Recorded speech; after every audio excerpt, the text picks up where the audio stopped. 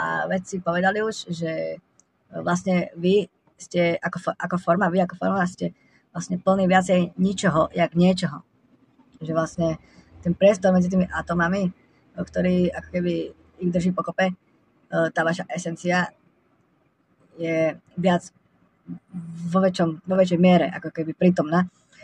A preto vám chcem povedať, že všetko na tomto svete je možné, aby tu jestvovalo iba vďaka priestoru. Priestor nie je vlastne ničím a zároveň umožňuje všetkému jestvovať.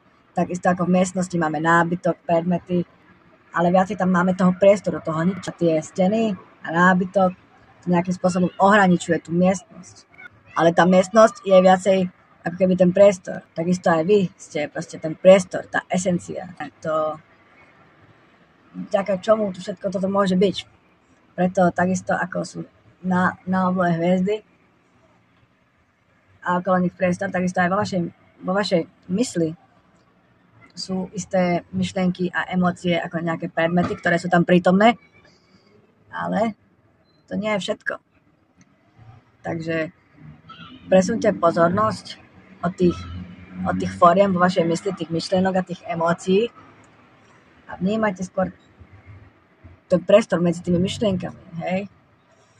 A dostanete sa do čistého vedomia.